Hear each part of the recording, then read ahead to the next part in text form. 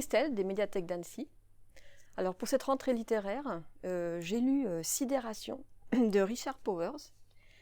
Richard Powers est un auteur américain né en 1957 qui a écrit déjà une dizaine de romans et reçu quelques prix littéraires.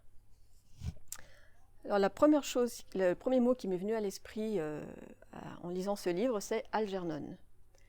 Donc si vous connaissez ce mot, ça vous donnera une idée du fil rouge de l'histoire.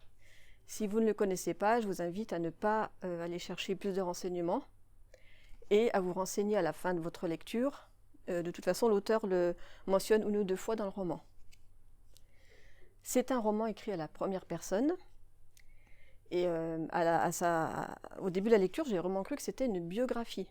C'est-à-dire que c'est l'histoire d'un papa qui raconte à peu près un an de sa vie avec son fils, un an de la vie de son fils. Et c'est écrit avec tellement d'émotion, les relations père-fils, les hauts et les bas de cet enfant se décrivent avec tellement d'émotion que voilà, j'ai cru vraiment que c'était une biographie. Non, c'est une fiction inventée. D'ailleurs, il y a une expérience dans le roman qui n'existe pas. Voilà, j'aurais bien aimé, mais non, ça n'existe pas. Alors, Robin, c'est l'enfant. Il a environ 9-10 ans. On pourrait le qualifier d'autiste, avec d'autres troubles, mais en fait, son papa refuse de le mettre dans des cases. Donc, on va faire la même chose. Voilà, c'est un enfant unique. Il est orphelin de mère depuis environ 3 ans.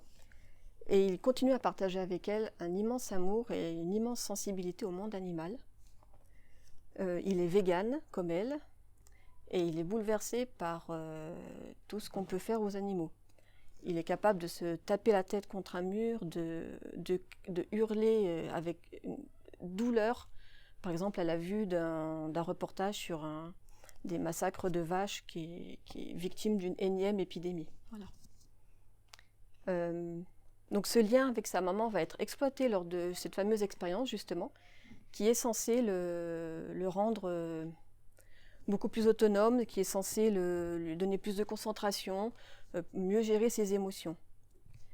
Finalement, cette expérience va réussir, mais son père, du coup, va se retrouver avec un enfant différent, qu'il va découvrir, un enfant qui va s'ouvrir aux autres, qui va discuter avec les gens, qui va plaisanter avec les gens, qui va aussi, par exemple, pouvoir être capable de dessiner une énorme banderole, donc de se concentrer pendant des heures et des jours pour dessiner extraordinairement finement des animaux et aller planter cette banderole devant le Capitole, sans autorisation bien sûr.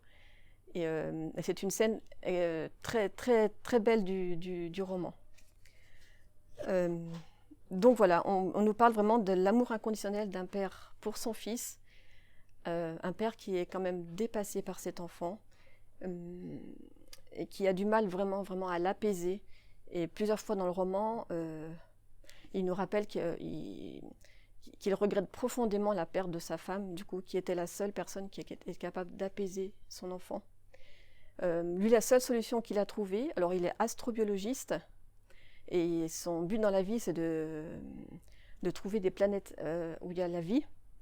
Et donc sa façon d'apaiser son fils, c'est d'inventer des planètes qui n'existent pas, de fond en comble, et de l'amener visiter ces planètes. Ça donne lieu à de très beaux passages. Donc c'est un récit bouleversant, parfois drôle, mais souvent dramatique, de par le parcours de cet enfant, et de par aussi son impuissance face à ce qu'on fait subir à la planète, aux animaux.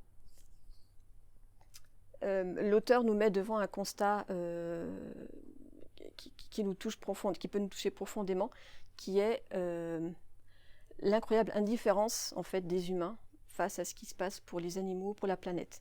Et vraiment, cette lecture peut nous mettre mal à l'aise par rapport à ça, par rapport à ce que voit cet enfant et notre indifférence.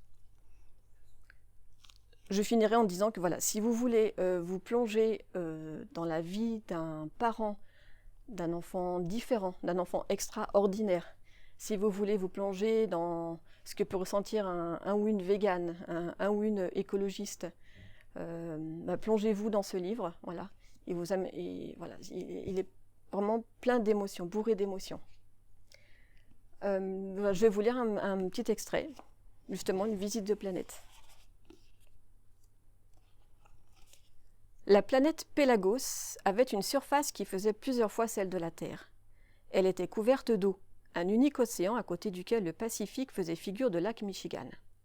Une maigre chaîne de minuscules îles volcaniques parcourait cette immensité, ponctuation éparse saupoudrant un livre vide long de centaines de pages.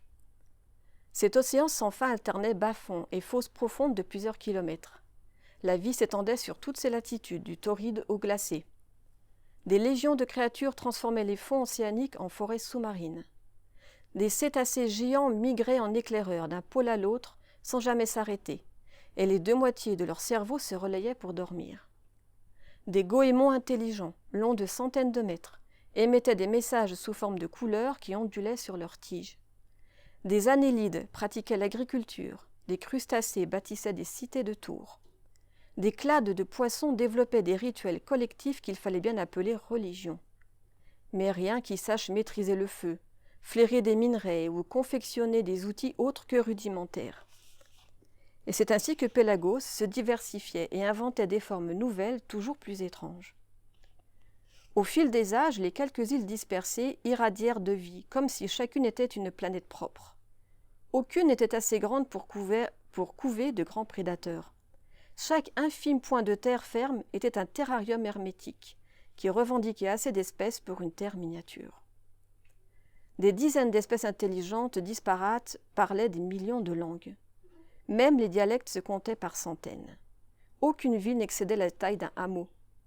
Il suffisait de faire quelques kilomètres pour tomber sur une créature parlante de nature, de couleurs et de formes entièrement nouvelles. L'adaptation la plus universellement utile semblait être l'humilité.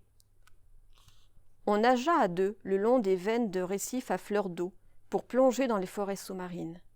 On se hissa sur des îles dont les communautés complexes avaient tissé d'immenses réseaux d'échanges avec des îles lointaines. Il fallait aux caravanes des années, voire des générations, pour conclure une transaction. Pas de télescope, papa, pas de fusée, pas d'ordinateur, pas de radio. Rien que de l'émerveillement. On ne perdait pas scandaleusement au change. Il y a combien de planètes comme celle-là? Peut-être aucune, et peut-être qu'il y en a partout. En tout cas, on n'aura jamais aucun signe d'elle.